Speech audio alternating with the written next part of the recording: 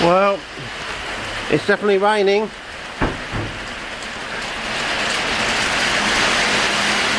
So I've decided to come out here and set up under here. I'm just going to put the camera on the tripod for it.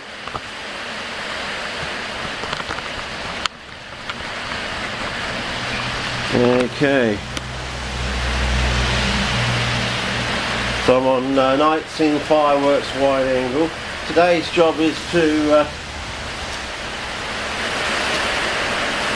I'm going to take my 3 classic GABBOWSKIs formulations and I'm going to put it into these milk bottles. But the difference is, and I may have to put a little bit of charcoal on top to stop the rain, but I'm going to put some candles down. I don't know which one. It's probably going to have to, oh, that's too long. Yeah, that will do. Down the side. So if we get any cyanophyta growing and any so-called tannins going down, we can see them, and also we can see how it affects the candle, because the peat and coir, to a lesser extent, is the only material that will produce the generic australis mycorrhizae around the actual the surrounds of the candle. In other words, it's sort of acting like a giant dorsiflor root in a way. So anyway, this is, I can't actually see the screen, hang on, that's better. So what you do first of all, it's just you cut along the line. That's what I do anyway. Now up to this line is 1.5 litres, near as damn it, and up to there is basically 150 mils. So you know, so basically that's 1/10 of the whole thing basically. You can actually cut a little bit higher sometimes if you want a slightly higher container, but only by about 2 centimeters, not much more than that. That's your first step. I think we'll just do one, and we'll go through the other sort of thing. And we in this thing. Anyway, I just cut into here, and then you just go around the outside. Buffalo girls go around the outside. It can get a little bit hard in the corners there. Oh, sorry, do I have to get closer so you can see? Because we're on wide angle, of course. But anyway, I keep forgetting that. I have to go closer than I think I do. Okay. And we go round like that, and it's very quick. And there you go, you got there, like that. Now you think that's all, things not going to hold in there, but what we do is we get our fly wire, the usual bit of fly wire, spread it out, and we put it over the base like that, and we just sort of measure it by hand. Where are we? There we go. We just put it over like that. You can probably see. I think I need to actually go down a peg on the camera. Sorry about that, guys. That's probably what it is. That's probably. Now let's see where I am. Yeah, that's about it, I think. There you can see me properly. And yeah, you just sort of line it up over here, hold it with your hand, and you just sort of go ting ting ting ting. Doesn't have to be too flash, as I said. Nothing in the CP world has to be too flash, except your plants. And maybe the pots you put your plants in, sort of thing. But I think it's all about the soil and the plants, not so much the pot. Unless you get growing a giant mound of cephalotas, well then I mean, if you're going to get to that stage, why don't you just buy a property and grow a whole hillside of cephalotas? Well, I suppose our pernicious man in the West will be able to do that soon, won't he? He had to buy himself a property down in southwest Western Australia, and some farming property down there that's got cephalotas on it, and yeah, wake up in the morning to his bacon and eggs, looking at, there we go.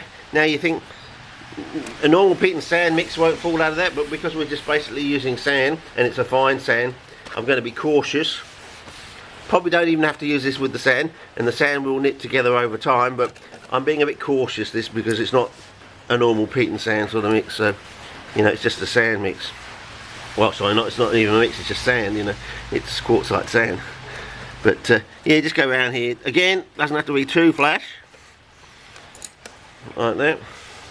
I mean, I do like to knock off the corners a bit to a certain extent. So you just go around there with it, and these obviously aren't the good scissors. I think these are the actual shit scissors. I think they're not good. But anyway, now I don't know. I need to turn this monitor thing around so I can see what I'm doing. Okay. Let me put that in here, down there, down the bottom. It takes a little bit of work sometimes. It's been a while since I've done these. I used to do tons of these in the old days. So there you go, you got that down the bottom. Now we're going to get some sand, which is this stuff here. I know it's a different bag, fellas, but I'm rapidly running out of options because I'm almost exhausted my supply, sort of thing. There we go. So I'm going to be using that, but I also have a little bit left over, so I might be able to anyway, we'll see how we go. It's reasonable. Looks like it's got a little bit of iron in it, but you know, as long as it's only a little bit, we should be fine. So anyway, I put it in there.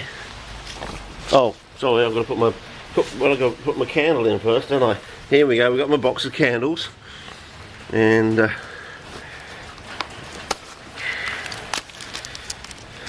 so in the space of one clip, we might actually be able to get one container done. And we won't have to do all the boring, won't do it all again. But yeah, get these candles out, and you just need one down the outside, sort of thing. And I don't know, can you see that? See, that's one. Whoa, that's what I didn't want to do. But okay, let's start again. Let's put the excess into here. I was just trying to show you, but I obviously didn't have enough, and I hadn't tamped it down there. We'll put that back in the bag, sort of thing. Put that to one side because it's contaminated now. That bit.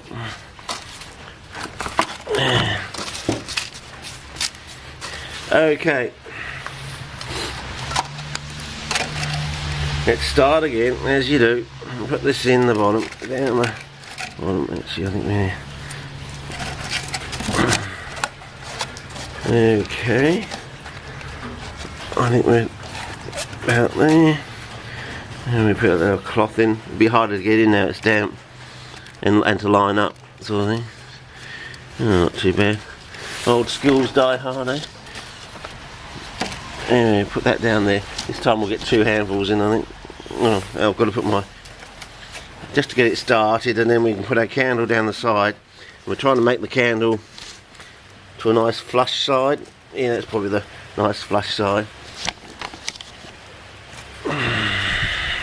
So is my hand in the way? Maybe now we don't want a silhouette, so the sun's coming from there. Shadows are best on the left, so that probably means that the camera should be better. Maybe I need to actually focus it down so we can actually look down on it to a certain degree or extent. Bring my bag of sand around here and maybe use my left hand, sort of thing. Anyway, this is what we were intending to do. It's nice damp sand. As I said, you want to use damp sand. You don't want to start off with dry sand in anything.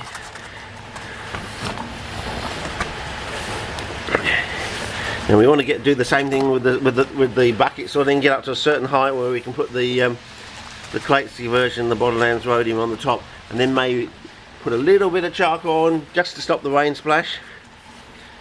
As I said, we don't want the rain to wash it out. We want it to, you know, soak it down and through the sand, sort of thing. So it slowly meanders its way down through the sand. Probably that will be about it, I reckon. But you can always tamp it down a bit, like that, without knocking it out the bottom. Of course, it's a skill like anything else. But it's like riding a bike, you know, these old skills, you've got to activate them.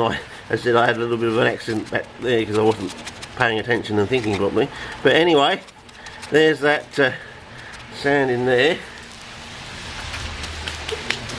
And now the next stage, probably start a new clip, is to put the one of the classic Kleitskis in, as I said, we've got the, I don't even see this, but maybe it's time to go back up to the, we've got the classic 3 there, and as I said, it's probably better to film from this side so we get shadows on the left, and yeah. Anyway, start a new clip, otherwise they'll get too long and be hard to upload.